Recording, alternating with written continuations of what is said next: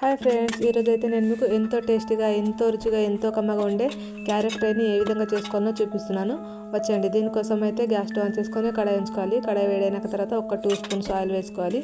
ఇంకా మనం ఆయిల్ కూడా వేడైన తర్వాత ఇందులోనే కొంచెం ఆవాలు, జీలకర్ర, ఒక 2 పచ్చిమిర్చి, 2 ఎండుమిర్చి వేసుకొని కొంచెం కరివేపాకు కూడా వేసుకొని మంచిగా వేయించుకోవాలి. ఇదైతే నేను కిడ్స్ లంచ్ బాక్స్ కోసం చెప్తున్నాను. ఎవరైనా తినచ్చు, కానీ ఇంకా చిన్నపిల్లలు అయితే చాలా ఇష్టంగా తింటారు. ఇంకా హెల్దీ కూడా. దీంట్లోనే కొంచెం పల్లీలు వేసుకోవడం వలన పిల్లలు ఇంకా ఇష్టంగా తింటారు. లంచ్ బాక్స్లోకి అయితే చాలా బాగుంటుంది. ఇంకా ఇక్కడైతే నేను క్యారెట్ తురిమి వేసుకుంటున్నాను. తురిమి వేసుకోవడం వలన క్యారెట్ ఫ్రై అనేది చాలా టేస్టీగా ఉంటుంది. ఇంకా చిటికెడు పసుపుని కూడా యాడ్ చేసుకొని ఒకసారి మొత్తం కలుపుకోవాలి. ఇంకా ఇందులో అయితే ఎలాంటి మసాలాలు కానీ వాటర్ కూడా వేయాల్సిన అవసరం లేదు.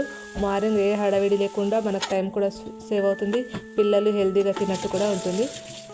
ఇప్పుడు దీంట్లోనే రుచికి సరిపడా ఉప్పుని కూడా యాడ్ చేసుకోవాలి. ఇంకా సాల్ట్ వేసుకున్న తర్వాత మొత్తం ఒకసారి మంచిగా కలుపుకోవాలి. ఇంకా మొత్తం కలిపేసుకున్న తర్వాత ఒక 5 మినిట్స్ పాటు మూత పెట్టి ఉంచుకొని తర్వాత దీంట్లోనే మనకు రుచికి సరిపడా కారంని కూడా యాడ్ చేసుకొని ఒక్కసారి మొత్తం కలిసేటట్టు కలుపుకోవాలి. ఇప్పుడు ఒక 5 మినిట్స్ పాటు మూత పెట్టి మంచిగా మగ్గనివ్వాలి. 5 మినిట్స్ తర్వాత మంచిగా కలుపుకోవాలి. మధ్య మధ్యలో కలుపుకుంటూ ఉండాలి, లేకపోతే అడుగంటుకుపోతుంది.